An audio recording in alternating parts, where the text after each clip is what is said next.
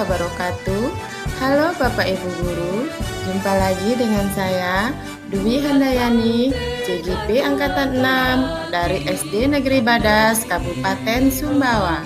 Bapak Ibu Guru hebat, pada video saya kali ini saya akan menyajikan aksi nyata modul 1.4 Diseminasi Budaya Positif di Sekolah yang sudah saya lakukan pada hari Rabu tanggal 16 November 2022. Kegiatan ini dilakukan karena masih ditemukannya murid yang melakukan pelanggaran dikarenakan belum tertanamnya kesadaran akan nilai-nilai kebajikan universal di sekolah, dan guru cenderung akan memberikan sanksi atau konsekuensi bagi murid yang melanggar peraturan sekolah.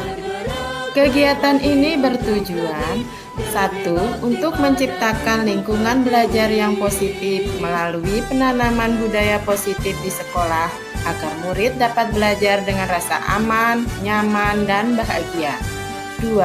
Menciptakan murid yang merdeka dalam belajar dan berkarya serta memiliki budi pekerti luhur sesuai profil pelajar Pancasila. Tolak ukur kegiatan. Pertama, terbentuknya keyakinan kelas melalui kegiatan kesepakatan kelas yang dilakukan guru bersama murid pada masing-masing kelas.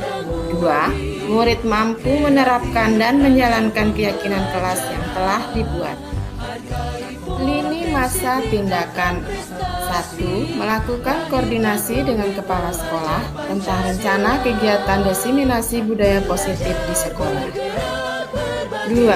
Mengundang rekan guru untuk melakukan diseminasi tentang budaya positif di sekolah. 3. Berkolaborasi dengan rekan guru atau wali kelas untuk membuat keyakinan kelas di kelasnya masing-masing. 4. Memantau, merefleksi, dan mengevaluasi keyakinan kelas yang telah dibuat. Guna mengimplementasikan kegiatan tersebut di sekolah, saya membutuhkan dukungan. Yang pertama, dukungan dari kepala sekolah, rekan guru, serta murid agar rencana yang disusun dapat terlaksana dengan lancar dan menyeluruh. Kedua, sarana dan prasarana guna menumbuhkan budaya positif di sekolah. 3. Orang tua murid dalam menumbuhkan budaya positif di rumah. Berikut ini merupakan dokumentasi kegiatan diseminasi mengenai pemahaman budaya positif di sekolah yang sudah saya lakukan. Bismillahirrahmanirrahim. Assalamualaikum warahmatullahi wabarakatuh. Bapak Ibu Guru yang saya hormati, puji syukur kita panjatkan kepada Allah Subhanahu wa Ta'ala yang mana pada siang hari ini kita masih diberi kesehatan dan kesempatan sehingga kita dapat hadir bersama-sama di tempat ini. Salawat bersama tanpa kita panjatkan kepada junjungan alam Nabi besar Muhammad Sallallahu Alaihi Wasallam yang telah membawa kita dari alam kegelapan menuju ke alam yang terang. Bapak Ibu Guru yang saya hormati, acara kegiatan diseminasi budaya positif pada SD Negeri Badas pada siang hari ini segera kita mulai. Marilah acara kita buka dengan bersama-sama mengucapkan basmalah. Bismillahirrahmanirrahim. Untuk acara selanjutnya, sambutan kepala sekolah kepada Bapak Hasbul SPD disilakan.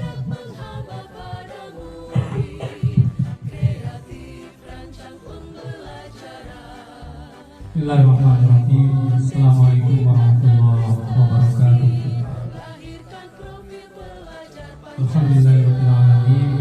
Salatu wassalamu ala asyrafil anbiya'i wal mursalin sayyidina wa maulana Muhammadin wa alihi washabbihi ajma'in. Rabbi shrah li sadri wa yassir li amri wahlul 'uqdatam min lisani yafqahu qawli. Bapak Ibu Guru yang sama-sama saya hormati, khusus bagi calon guru penggerak atau CGP Angkatan 6 Kabupaten Sumbawa, alhamdulillah mewakili sekolah kita SD Negeri Badas untuk menjalankan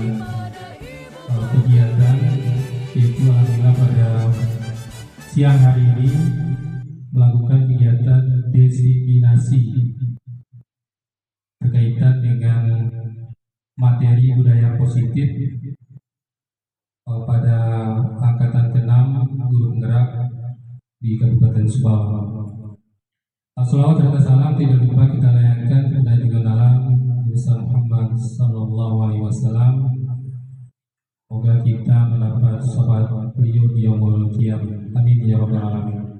Bapak Ibu yang saya hormati, berkaitan dengan kegiatan kita pada hari ini, yaitu mengenai diseminasi mengenai budaya positif.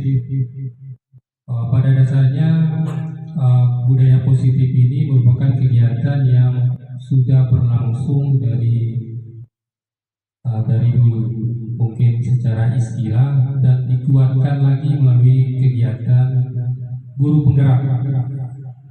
Pada dasarnya diseminasi adalah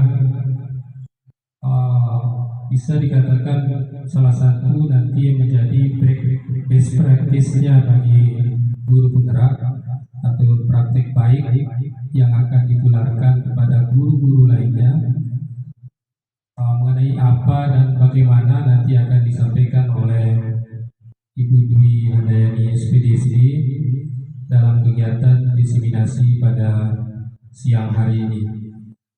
Maka untuk menghemat waktu, kegiatan diseminasi pada siang hari ini kita buka dengan bersama-sama melafazkan basmalah. Bismillahirrahmanirrahim. Demikian sambutan dari saya. Mudah-mudahan apa yang akan disampaikan nanti dapat kita praktekkan, kita dapat terapkan di kelas lainnya.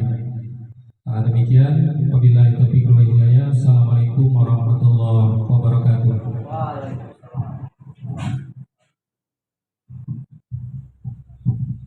Terima kasih kami sampaikan kepada Bapak Hasbullah SPD.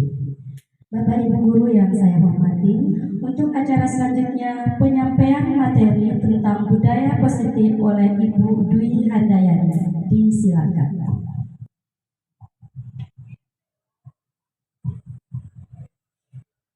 Assalamualaikum warahmatullahi wabarakatuh. Bapak Ibu, mohon izin Bapak Kepala Sekolah yang terhormat, Bapak Kepala Sekolah, Bapak Sekolah SPD, serta rekan-rekan guru SD Negeri Badas yang sama-sama saya hormati. Alhamdulillahirrahmanirrahim.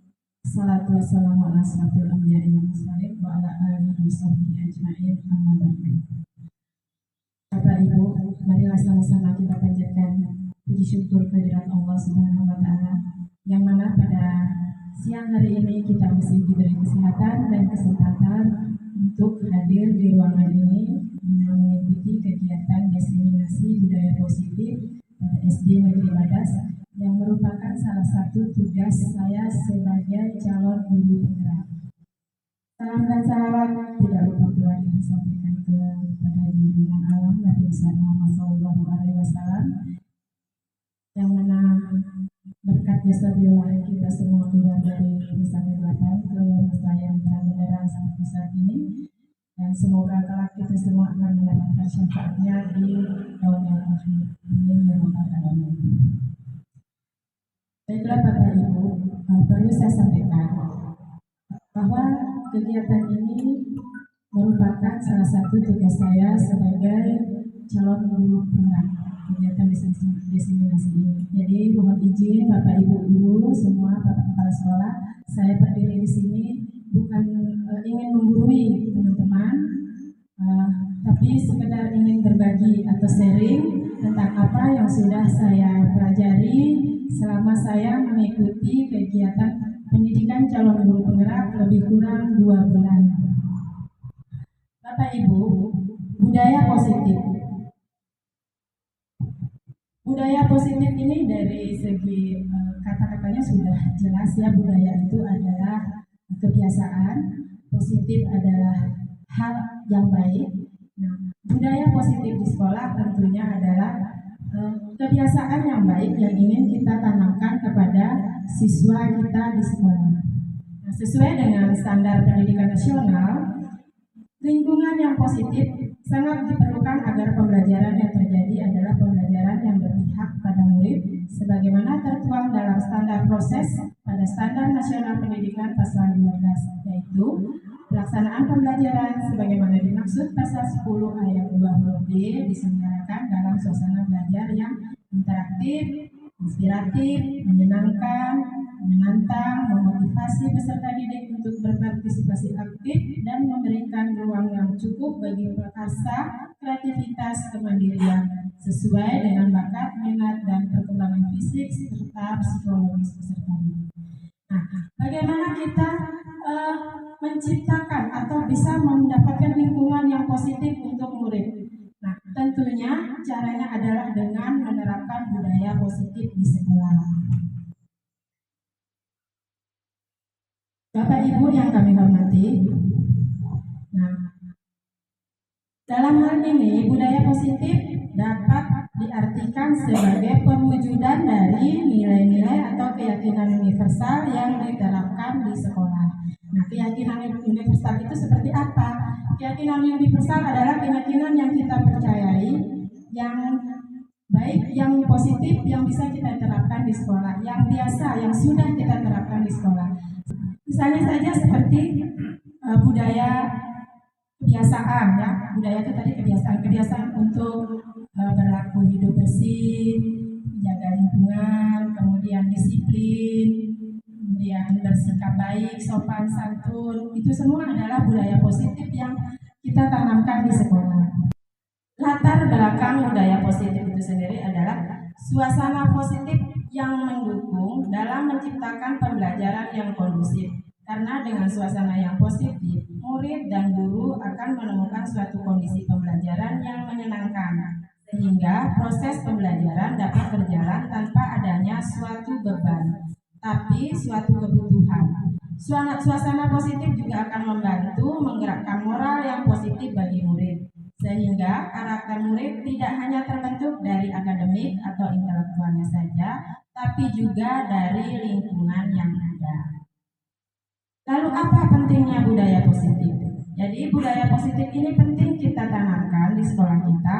Ini untuk membangun rasa nyaman, aman, dan menyenangkan bagi murid, sehingga akan memberikan murid kesempatan dan kebebasan untuk berproses, belajar, membuat kesalahan, belajar lagi, yang selanjutnya murid mampu menerima dan menyerap suatu pembelajaran. Artinya begini Bapak Ibu, budaya positif ini adalah upaya yang dapat kita lakukan untuk menciptakan suasana nyaman, aman, dan menyenangkan bagi murid, sehingga murid ini merasa sekolah itu bukan sebagai beban, belajar itu bukan sebagai suatu beban, tapi merupakan sesuatu yang menyenangkan dan sesuatu yang mereka butuhkan. Nah, hal ini perlu kita tanamkan kepada murid kita. Kesadaran tersebut harus datang dari dalam diri murid kita, bukan karena adanya tekanan dari luar, dari guru atau dari orang tua. Murid anak-anak diharuskan untuk sekolah, harus belajar, tapi mereka tidak tahu apa manfaatnya untuk diri mereka. Nah, dengan penanaman budaya positif di sekolah ini diharapkan murid ini memiliki kesadaran pendidikan itu apa yang mereka lakukan itu, misalnya kita menanamkan disiplin kepada murid. Nah, apa pentingnya disiplin kepada murid itu? Mereka menyadarinya sehingga mereka bisa melakukannya dengan kesadaran, bukan karena tekanan. Adapun langkah-langkah untuk mewujudkan budaya positif, yang pertama adalah mengubah paradigma teori kontrol, kemudian menerapkan disiplin positif. Nanti ada kebutuhan dasar manusia, membuat keyakinan kelas, posisi kontrol guru, dan penerapan segitiga restitusi. Ini yang akan saya paparkan satu persatu. Nanti Bapak Ibu guru, mari di sini kita sama-sama belajar bagaimana kita bisa membangun budaya positif di sekolah kita untuk kemajuan sekolah kita, untuk perubahan yang lebih baik pada sekolah yang kita cintai ini. Yang pertama, merubah paradigma teori kontrol. Bapak Ibu, selama ini kita merasa kita itu bisa mengontrol murid kita. Misalnya saja, kita mengharuskan anak-anak itu harus memakai seragam. Setiap hari Senin harus menggunakan seragam lengkap, topi, dasi, sepatu, dan lain sebagainya. Atau mereka itu datang pagi. Dan ternyata memang benar, murid kita itu melakukan hal itu. Tetapi kita beranggapan bahwa mereka melakukan hal itu karena kontrol dari guru. Padahal sebenarnya tidak, Bapak Ibu. Mereka melakukan itu karena atas dasar kemauan mereka sendiri. Nah, ini yang akan saya paparkan ya tentang miskonsepsi teori kontrol. Jadi menurut seorang psikologi dari Amerika, Dr. William Glasser, dalam bukunya Kontrol Teori meluruskan beberapa miskonsepsi tentang makna teori kontrol. Yang pertama, ilusi guru mengontrol murid. Jadi kita beranggapan bahwa kita itu bisa mengontrol murid. Itu sebenarnya hanya sebuah ilusi pada diri guru. Nah, sebenarnya murid sendirilah yang bersedia dirinya untuk dikontrol oleh guru. Kemudian ilusi bahwa semua penguatan positif efektif dan bermanfaat. Nah, jangka waktu tertentu mungkin murid tersebut akan menyadarinya dan mencoba untuk menolak rujukan itu. Kadang kalau mereka tidak berkenan dengan apa rujukan itu, mereka akan menolak. Ya, jadi ini ilusi yang kedua. Ilusi yang ketiga adalah ilusi bahwa kritik dan membuat orang merasa bersalah dapat menguatkan karakter. Nah, jadi kadang kita menggunakan kritik atau menyalahkan murid, ya, itu bisa merubah mereka untuk menyadari tentang perbuatannya yang tidak baik. Padahal sebenarnya tidak. Kadang-kadang kritik yang kita lakukan itu justru akan membuat mereka itu merasa rendah diri, merasa tidak memiliki kelebihan, tidak berguna seperti itu. Dan ini justru akan membuat mereka kadang merasa kecewa. Gitu. Yang keempat adalah ilusi bahwa orang dewasa memiliki hak untuk memaksa. Nah, inilah yang harus kita rubah persepsi kita tentang kontrol itu sendiri, Bapak Ibu. Dalam menerapkan budaya positif, biasanya setiap sekolah itu mempunyai peraturan, sama seperti di sekolah kita, betul Bapak Ibu? Di sekolah kita pasti punya peraturan. Nah, peraturan itu kita terapkan gunanya untuk apa?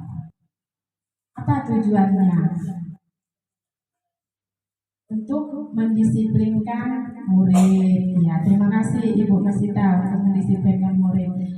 Apakah yang kita gunakan untuk mendisiplinkan murid itu sudah efektif atau belum? Nah, inilah yang harus kita telaah kembali, Bapak Ibu.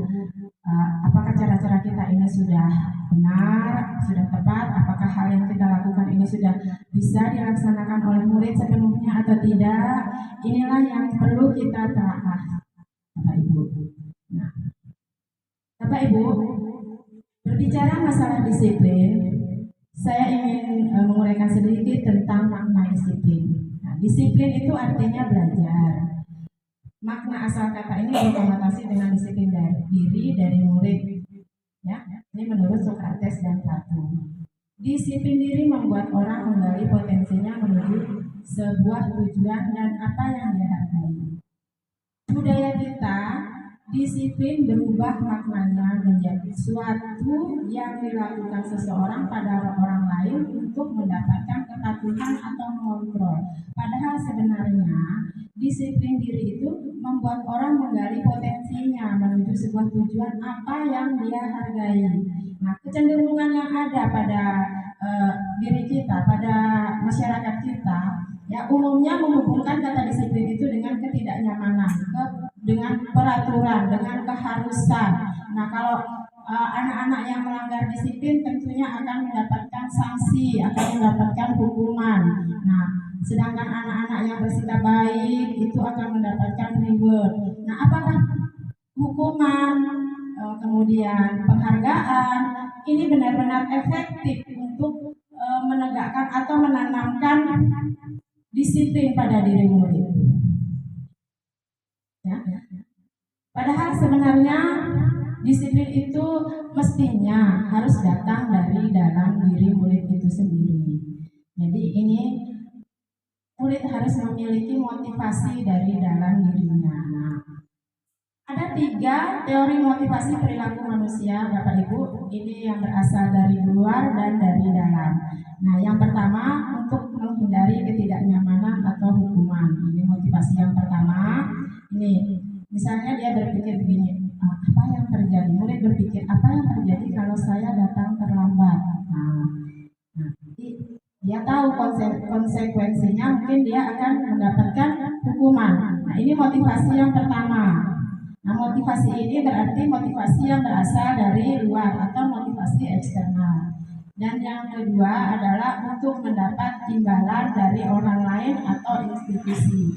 Ini biasanya ketika anak-anak mengikuti lomba.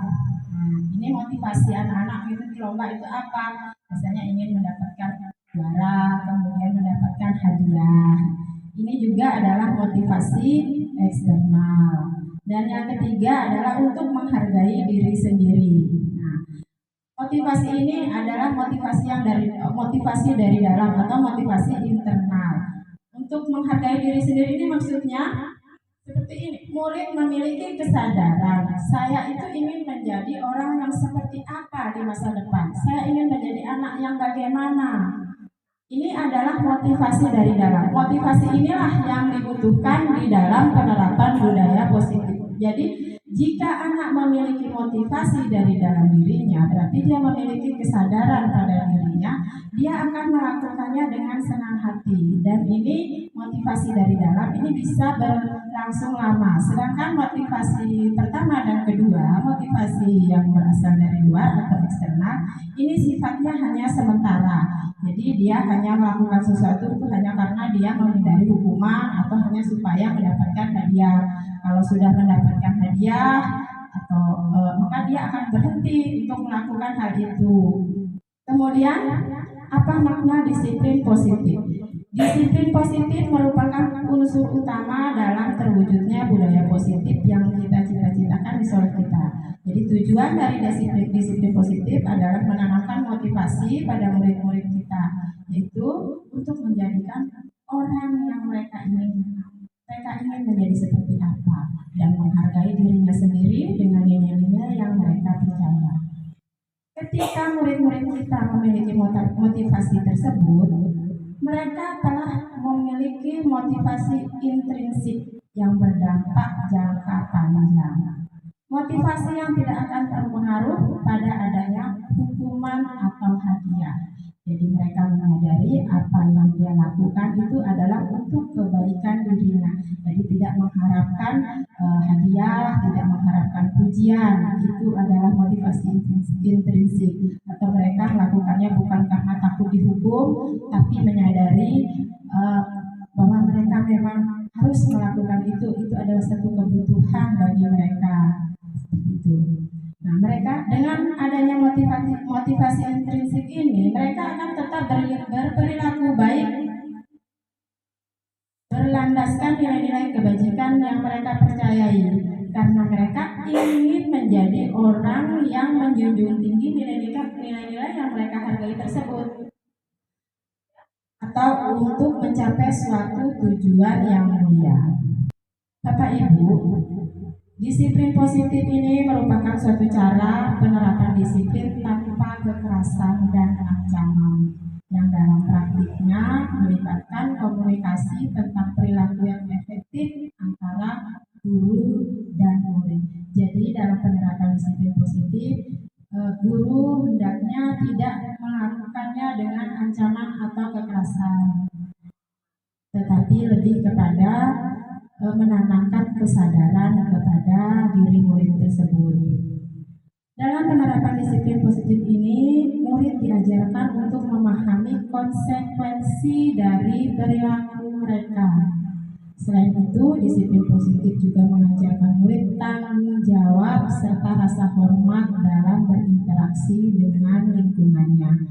Maksudnya, mereka itu menyadari jika mereka datang terlambat apa konsekuensinya. Bukannya karena takut dihukum, tapi kalau mereka datang terlambat, otomatis mereka akan terlambat mengikuti pelajaran, misalnya seperti itu.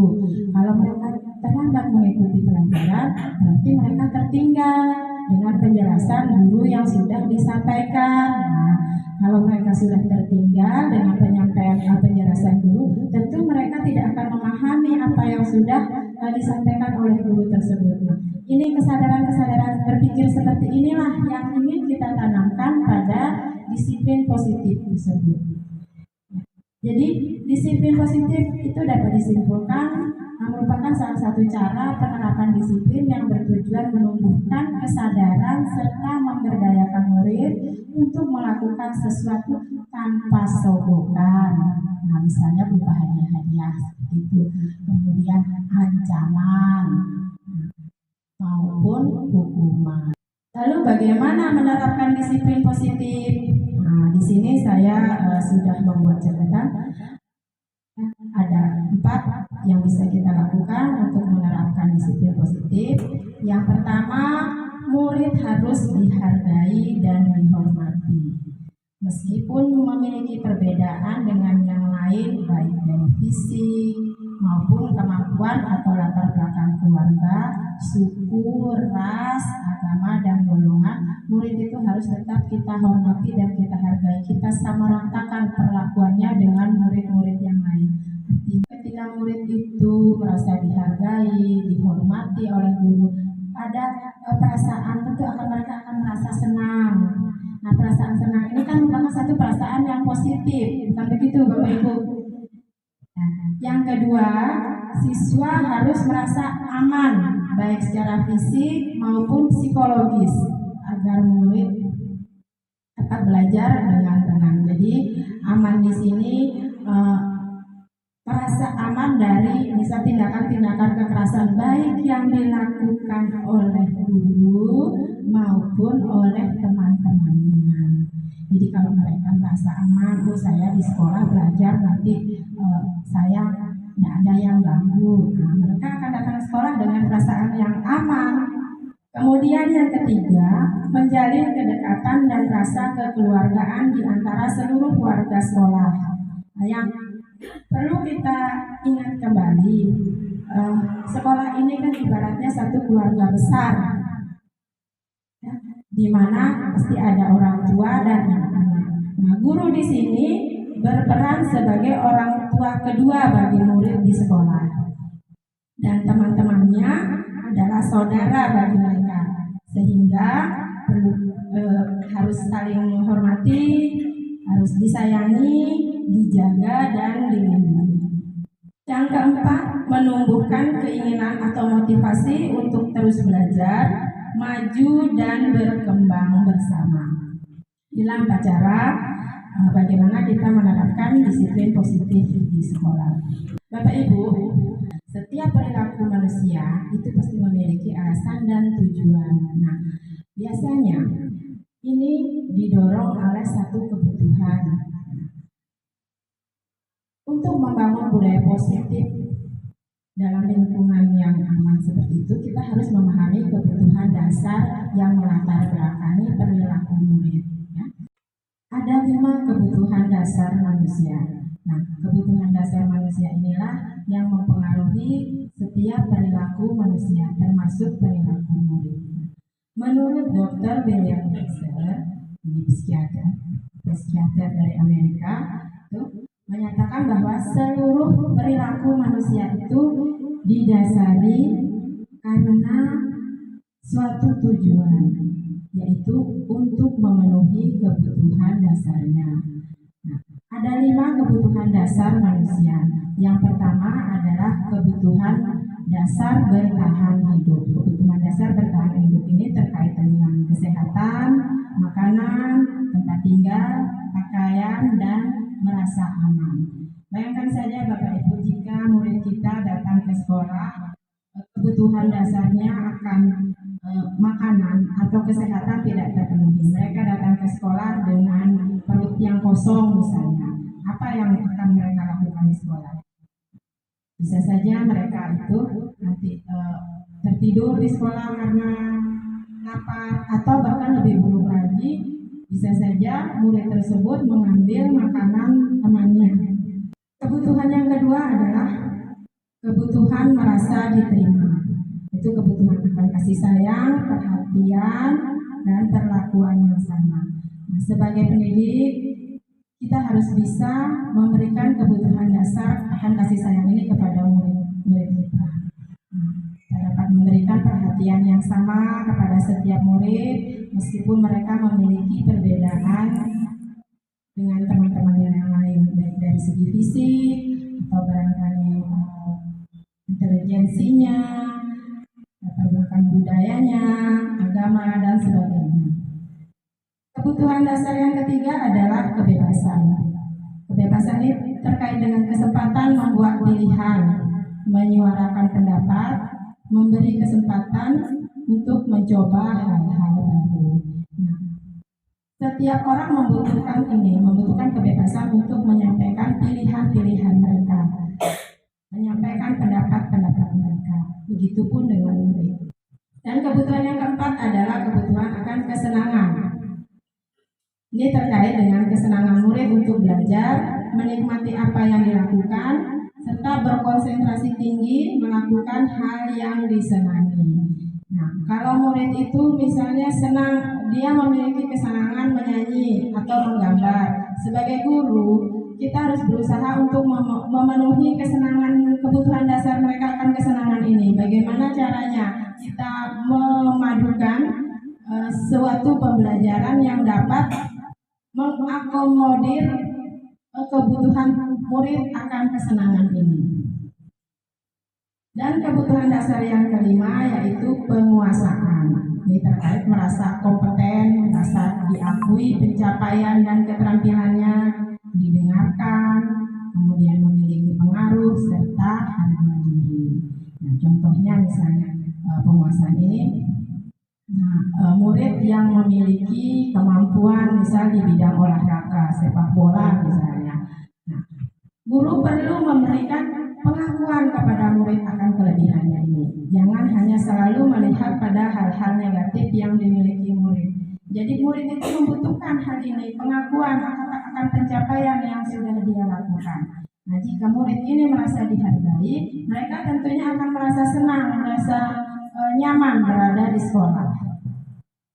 Bapak Ibu, ketika kelima kebutuhan dasar murid telah terpenuhi, maka murid akan tumbuh dengan seimbang dan bahagia. Sebaliknya, ketika kebutuhan dasarnya tidak terpenuhi, maka murid akan merasa sedih, bosan, dan kecewa. Bahkan bisa melakukan perbuatan yang bertentangan dengan nilai-nilai kebajikan atau melanggar peraturan. Dengan kata lain, perilaku buruk seseorang itu merupakan respon dari kebutuhan dasarnya yang tidak terpenuhi. Kemudian, sangat penting bagi guru mengetahui kebutuhan dasar murid-murid agar kita memahami alasan dibalik sikap dan perilaku mereka. Jadi misalnya murid yang datang terlambat, nah, apa sebabnya? Ini yang perlu kita gali. Mungkin ada kebutuhan-kebutuhan dasarnya yang tidak terpenuhi sehingga dia datang terlambat. Langkah yang selanjutnya untuk menanamkan budaya positif di sekolah adalah membuat keyakinan kelas. Nah, apa itu keyakinan kelas? Keyakinan kelas adalah keyakinan universal yang kita percaya, yang kita terapkan di sekolah atau di kelas kita. Kebajikan-kebajikan yang bisa kita terapkan di sekolah. Keyakinan kelas ini sedikit berbeda dengan peraturan kelas. Kalau selama ini kita mengenal peraturan kelas, Bapak Ibu ya. Nah, biasanya yang membuat peraturan kelas itu siapa? Guru biasanya yang datang dari guru peraturan kelas itu. Apakah ketika kita membuat peraturan kelas, pernah kita menanyakan kepada murid tentang kesediaan mereka untuk melakukan peraturan itu? Tidak pernah. Kita hanya menerapkan dan kadang mengharuskan murid untuk melakukan peraturan yang sudah kita tetapkan. Nah, sehingga murid ini kadang merasa melakukan peraturan itu dengan keadaan yang terpaksa, bukan dari kesadaran dirinya sendiri. Nah, berbeda dengan keyakinan kelas ini datangnya dari murid. Kesadaran dari diri murid itu sendiri untuk melakukan satu kebajikan-kebajikan yang mereka percayai, yang akan diterapkan di dalam kelas dan yang harus mereka lakukan. Adapun tahap-tahapan dalam membuat keyakinan kelas, yang pertama kita lakukan adalah mempersilakan murid untuk bercurah pendapat tentang peraturan apa yang perlu disepakati di kelas. Misalnya konsekuensi keterlambatan yang bisa diterima, misalnya berapa menit, 5 menit atau 10 menit, seperti itu. Bagaimana dengan kebersihan, bagaimana dengan keamanan di dalam kelas. Persilahkan mereka untuk membuat catatan, menuliskan pendapat-pendapat mereka. Kemudian mencatat semua masukan-masukan murid tersebut di papan tulis. Baik Bapak Ibu. Nah, setelah kita membuat keyakinan kelas bersama murid, langkah selanjutnya dalam menanamkan budaya positif di sekolah adalah menentukan posisi kontrol guru. Jadi ada 5 posisi kontrol guru Bapak Ibu. Yang pertama adalah pemberi hukuman, yang kedua pembuat rasa bersalah, 3 teman, 4 pemantau, dan 5 manajer. Ini yang akan saya uraikan satu persatu. Posisi kontrol yang pertama adalah pemberi hukuman atau penghukum. Nah, seorang penghukum ini bisa menggunakan hukuman fisik maupun hukuman verbal. Orang-orang yang menjalankan posisi penghukum senantiasa mengatakan bahwa sekolah itu memerlukan sistem atau alat yang dapat menekan murid agar murid-murid itu bisa menjadi disiplin. Nah, biasanya guru-guru yang menerapkan posisi penghukum itu akan mengatakan hal-hal yang menekan murid. Nah, guru seperti ini senantiasa percaya hanya ada satu cara pembelajaran bisa berhasil, yaitu dengan cara dia. Nah, hasilnya ketika seorang guru ini berada atau sering melakukan hukuman, berada pada posisi penghukum, ini hasilnya kepada murid. Kemungkinan murid itu akan menjadi marah atau pendendam atau bersifat agresif. Ini karena dia merasa tidak terima dengan hukuman yang diberikan oleh guru. Ya, ini sering kali dilakukan oleh guru secara tidak sadar. Ya, meskipun tujuannya baik, tapi efek kepada murid itu ternyata tidak baik. Ya, bisa jadi sesudah murid itu kembali ke tempatnya, murid tersebut itu bisa melakukan hal-hal yang buruk, misalnya mencoret-coret bukunya, mejanya, atau barangkali nanti setelah pulang sekolah karena habis dihukum guru karena terlambat itu motor gurunya dikempesin barangkali, atau jok motornya disobek. Nah, inilah efek yang bisa terjadi pada murid. Posisi guru yang kedua adalah pembuat rasa bersalah. Nah, pada posisi ini biasanya guru akan bersuara lebih lembut. Pembuat rasa bersalah akan menggunakan keheningan yang membuat orang lain merasa tidak nyaman, bersalah, atau rendah diri. Nah, kata-kata yang keluar itu biasanya, ibu itu sangat kecewa sekali dengan kamu, padahal sudah berapa kali ibu kasih tahu. Nah, misalnya seperti itu. Biasanya guru-guru akan mengatakan hal-hal seperti itu. Ini adalah posisi guru sebagai pembuat rasa bersalah. Memang terdengar lembut, baik. Nah, tetapi murid ini merasa telah mengecewakan orang-orang yang dia sayangi atau dia hormati. Maka hasilnya murid ini akan merasa bersalah, kemudian kecewa, kemudian murid akan merasa menjadi orang yang gagal, tidak sanggup membahagiakan orang lain. Nah, kadang-kala sifat seperti ini lebih berbahaya daripada penghukum, karena emosi akan tertanam rapat di dalam diri murid. Itu murid akan menahan perasaan, tidak seperti murid dengan guru penghukum, di mana murid ini bisa meluapkan emosi atau amarahnya. Murid yang diberi rasa bersalah ini dia menekan perasaannya, tapi jika dia sudah tidak bisa menahan perasaannya, mungkin perasaan ini akan meledak dan akibatnya mungkin akan lebih buruk bagi dirinya, ya. Mungkin dia bisa menyakiti dirinya, bahkan menyakiti orang lain. Posisi ketiga adalah teman. Guru pada posisi ini tidak akan menyakiti murid, namun akan tetap berupaya mengontrol murid melalui persuasif. Posisi teman pada guru bisa negatif atau positif. Positif di sini berupa hubungan yang baik yang terjalin antara guru dan murid. Guru di posisi teman menggunakan hubungan baik dan humor untuk mempengaruhi seseorang. Biasanya mereka akan berkata, "Ayo bantulah Bapak, Bapak kan sudah bantu kamu," misalnya seperti itu. "Ibu kurang apa sih sama kamu? Ayolah, nanti ibu ditegur loh sama kepala sekolah." Nah, itu biasanya kadang-kadang guru mengatakan hal-hal itu kepada murid. Ini adalah posisi kontrol sebagai teman pada seorang guru. Nah, hasilnya adalah murid akan merasa senang dan akrab dengan guru tersebut. Ini positifnya, tetapi ada sisi negatifnya. Nah, sisi negatifnya, murid akan menjadi tergantung pada guru tersebut. Biasanya murid hanya mau mendengarkan kata-kata guru tersebut dan tidak mau menghiraukan atau mendengarkan kata-kata dari guru lain. Nah, ini biasanya. Kemudian posisi kontrol yang keempat adalah pemantau. Posisi pemantau berdasarkan pada peraturan-peraturan dan konsekuensi, ya, dengan menggunakan sanksi atau konsekuensi kita dapat memisahkan hubungan pribadi kita dengan murid.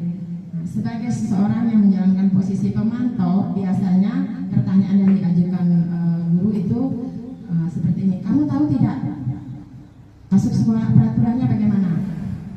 Masuk sekolah jam berapa?" Misalnya seperti itu.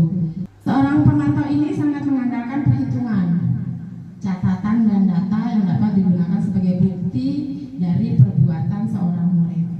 Nah, hasilnya murid akan memahami konsekuensi yang harus dijalankan karena telah melanggar salah satu peraturan di sekolah. Namun dalam melakukan atau menjalankan konsekuensinya, murid ini tidak menjalankannya dengan penuh rasa tanggung jawab. Murid perlu diawasi atau dipantau terus oleh guru, ya. Nah, ini guru pada posisi pemantau. Dan posisi yang terakhir adalah manajer. Posisi manajer inilah yang diharapkan bisa dimiliki oleh setiap guru, karena pada posisi manajer, di mana guru berbuat sesuatu bersama dengan murid, mempersilahkan murid mempertanggungjawabkan perilakunya, mendukung murid agar dapat menemukan solusi atas permasalahannya sendiri. Nah, bila kita menginginkan murid kita menjadi manusia yang merdeka, mandiri dan bertanggung jawab, maka kita perlu mengacu pada restitusi yang dapat menjadikan murid kita seorang manajer bagi dirinya sendiri. Nah, di posisi manajer, murid diajak untuk menganalisa kebutuhan dirinya maupun kebutuhan orang lain. Nah, pada posisi ini penekanannya bukan pada kemampuan membuat konsekuensi, namun pada kolaborasi dengan murid, bagaimana memperbaiki kesalahan yang ada. Misalnya saja ini, murid yang datangnya terlambat. Nah, ini akan memanggil murid, menanyakan alasannya, kenapa dia sampai datang terlambat. Misalnya kalau dia menjawab, "Saya lama bangun, Bu." Nah, kita bisa menanyakan, "Apa sebab kamu lama bangun?" "Oh, saya tidurnya terlalu malam." "Mengapa kamu tidur terlalu malam?" "Saya terlalu lama menonton TV." Nah, kita bisa menanyakan kepada murid, "Nah, bagaimana supaya kamu tidurnya tidak terlalu malam?"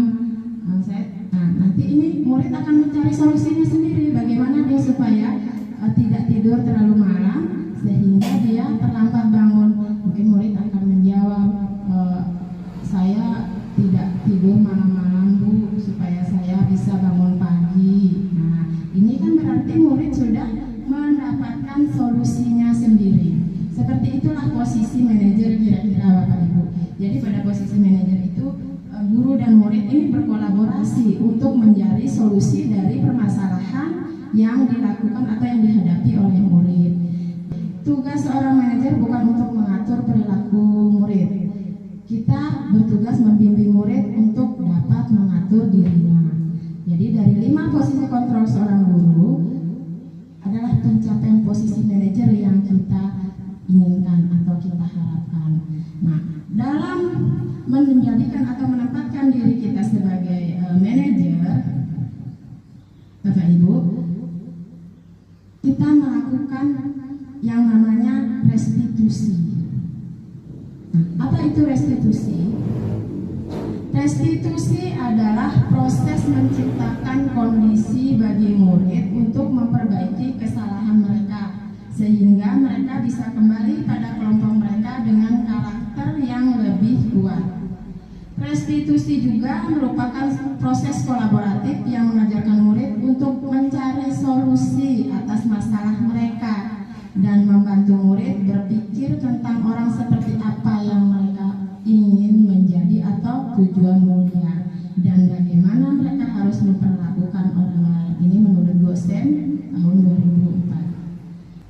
2004. Tujuan restitusi sendiri adalah membantu murid menjadi lebih memiliki tujuan, disiplin positif, dan memulihkan dirinya setelah berbuat salah. Menjadikan murid orang yang menghargai nilai-nilai kebajikan yang mereka percayai. Bukanlah perilaku untuk menyenangkan orang lain atau menghindari ketidaknyamanan. Namun tujuannya adalah menjadikan murid menjadi pribadi yang mandiri, merdeka, dan bertanggung jawab atas segala perilaku dan sikapnya. Dalam melakukan restitusi ada yang disebut dengan segitiga restitusi. Ini gambarnya seperti ini Bapak Ibu, segitiga restitusi. Dalam segitiga restitusi yang paling ini yang dasarnya ini adalah menstabilkan identitas. Kemudian validasi tindakan, dan yang ketiga menanyakan keyakinan. Bagaimana langkah-langkahnya? Nah, untuk menstabilkan identitas pada tahap dasar ini, guru menstabilkan tindakan anak dengan membuatnya merasa tenang dulu dan kembali ke suasana hati di mana proses belajar dan penyelesaian masalah bisa dilakukan. Kalau kita ingin ia menjadi reflektif, maka kita harus meyakinkan si anak dengan cara mengatakan kalimat-kalimat seperti ini. Misalnya, Ibu tidak tertarik mencari siapa yang salah, tapi Ibu ingin mencari solusi dari permasalahan ini. Misalnya seperti itu. Kamu berhak kok merasa seperti itu.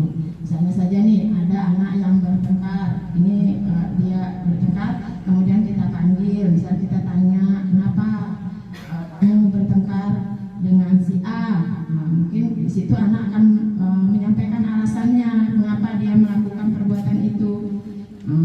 Kenapa kamu tadi bertengkar dengan si A? Saya misalnya kesal Bu karena dia mengejek orang tua saya, mengejek bapak saya atau ibu saya. Bisa saja mengatakan bahwa apa yang dilakukan murid itu, dia merasa jengkel pada temannya yang mengejek orang tuanya, itu bisa dipahami. Ya, bisa kita mengatakan, oh ibu mengerti, ibu juga jengkel atau marah kalau ibu diejek orang tuanya atau seperti itu. Nah, ini adalah upaya kita untuk menstabilkan identitas murid atau menenangkan murid itu sendiri sebelum kita melakukan langkah-langkah selanjutnya. Nah, tindakan yang kedua atau langkah yang kedua adalah validasi tindakan yang salah. Nah, setelah kita melakukan studi identitas tadi, kita melakukan validasi tindakan yang salah. Di sini kita memahami kebutuhan dasar apa yang mendasari sebuah tindakan. Nah, kita akan bisa menemukan cara-cara paling efektif untuk memenuhi kebutuhan tersebut. Nah, mungkin kalimat-kalimat kalimat di bawah ini Ibu, Bapak bisa kita gunakan untuk memvalidasi kebutuhan mereka. Misalnya, ya kamu bisa marah, kamu pantas marah kalau orang tuamu diejek. Tadi itu kita sudah menstabilkan identitas ya. Sekarang validasi tindakannya bisa kita menjawab, dan kamu bisa loh melakukan hal-hal yang lebih buruk dari itu. Nah, ini adalah upaya untuk validasi tindakan. Nah, yang perlu kita pahami Ibu, dalam validasi tindakan ini bukan berarti kita itu membenarkan perbuatan murid, tapi kita hanya ingin memancing murid itu, memberikan rasa bahwa memancing kesadaran dari murid tersebut, apakah tindakannya itu bisa diterima atau tidak. Nah, jadi pada validasi tindakan, restitusi tidak menyarankan guru untuk bicara ke murid bahwa melanggar aturan itu adalah sikap yang baik. Tapi dalam restitusi, guru harus memahami alasan murid itu untuk melakukan suatu perbuatan atau melakukan suatu perbuatan. Nah, sebuah pelanggaran aturan Bapak Ibu biasanya itu adalah upaya murid untuk memenuhi kebutuhan dirinya. Misalnya kebutuhan tadi akan penguasaan, ya. Walaupun kadang-kadang upaya yang dia lakukan ini bertabrakan atau berbenturan dengan kebutuhan anak yang lainnya. Langkah yang ketiga adalah menanyakan keyakinan. Nah, ini adalah langkah yang terpenting, termasuk yang terpenting dari ketiga langkah tersebut. Setelah menstabilkan identitas, memvalidasi tindakan, selanjutnya adalah menanyakan keyakinan. Nah, kita lanjutkan contoh yang pertama tadi Ibu, misalnya ada anak yang bertengkar tadi. Setelah kita menstabilkan identitas, memvalidasi tindakan dengan mengatakan bahwa kamu bisa melakukan perbuatan yang lebih buruk dari itu, Ibu paham dengan perasaanmu. Nah, sekarang kita menanyakan keyakinan, kita bisa menanyakan kepada mereka, tapi menurut kamu apakah perbuatan kamu itu sesuai tidak dengan budaya sekolah kita atau keyakinan kelas kita, seperti itu. Tentunya murid pasti akan menjawab tidak. Setelah murid menyadari bahwa apa yang dia lakukan ini tidak sesuai dengan keyakinan kelas, maka kita akan mengajak murid untuk mencari solusi tindakan dari yang dia lakukan. Apa yang harus dia lakukan untuk memperbaiki tindakannya yang salah tersebut. Nah, kira-kira seperti itulah langkah-langkah dari segitiga restitusi Bapak Ibu. Nah, ini adalah contoh penerapan segitiga restitusi yang sudah saya lakukan di kelas saya.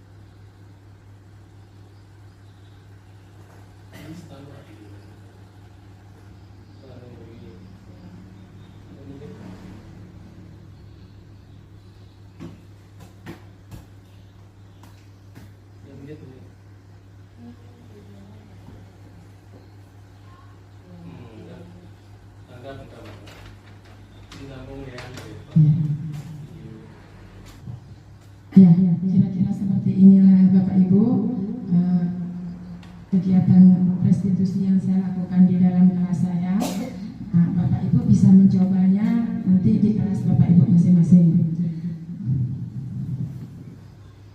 Bapak Ibu yang saya hormati, demikianlah apa yang dapat saya bagikan siang hari ini tentang penerapan budaya positif di sekolah. Semoga kita bisa berkolaborasi bersama-sama menerapkan budaya positif ini di sekolah kita sehingga murid bisa merasa nyaman, aman, dan terpenuhi segala kebutuhannya dalam belajar di sekolah ini, sehingga murid dapat mengeksplorasi dirinya, mengembangkan dirinya, minatnya, bakat, dan kemampuannya agar murid bisa mencapai tujuan yang dia inginkan, yang mereka inginkan, dan sekolah kita juga bisa menjadi sekolah yang unggul seperti itu, sesuai dengan tujuan dari kurikulum Merdeka, yaitu mencapai profil pelajar Pancasila.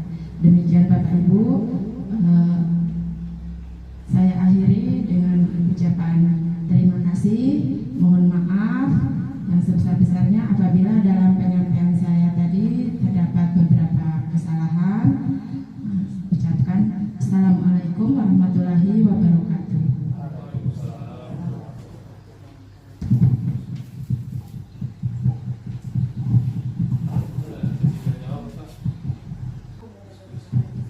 Bapak Ibu guru yang kami hormati, untuk acara selanjutnya sesi tanya jawab. Mungkin ada dari Bapak Ibu guru yang ingin bertanya tentang diseminasi budaya positif pada SD Negeri Badas yang telah dipaparkan oleh Ibu Dwi tadi.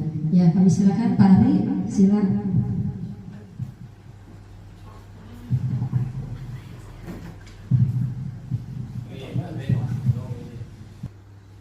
Baiklah, terima kasih atas kesempatan yang diberikan kepada saya. Dalam hal ini mungkin saya ingin menanyakan sedikit Ibu, apakah perilaku budaya positif ini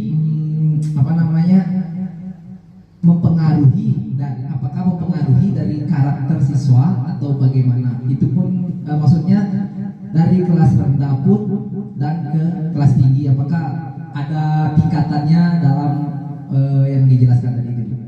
Terima kasih. Assalamualaikum warahmatullahi wabarakatuh.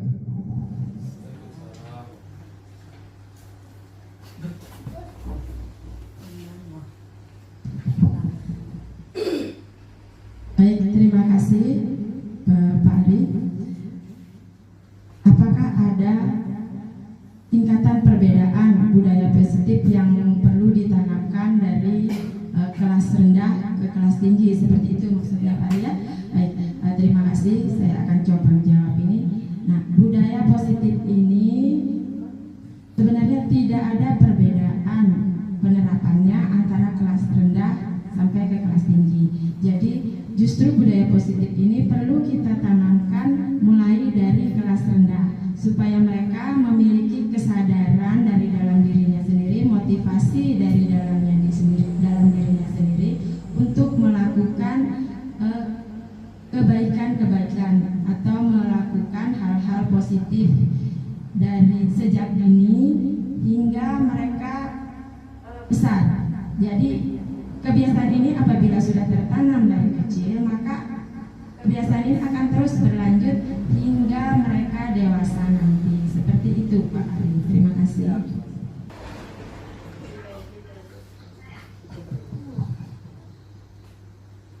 Demikianlah tadi pemaparan tentang diseminasi budaya positif pada SD Negeri Badas yang telah disampaikan oleh Ibu Dwi Handayani SPD. Semoga apa yang telah dipaparkan oleh Ibu Dwi tadi dapat kita terapkan di lingkungan sekolah kita, terutama di tempat kita mengajar, yaitu SD Negeri Badas. Bapak Ibu guru yang kami hormati, untuk acara selanjutnya, acara penutup. Marilah kegiatan diseminasi budaya positif pada SD Negeri Badas pada siang hari ini kita tutup dengan bersama-sama melafazkan hamdalah, alhamdulillahirabbil alamin, wabillahi taufiq wa hidayah. Wassalamualaikum warahmatullahi wabarakatuh.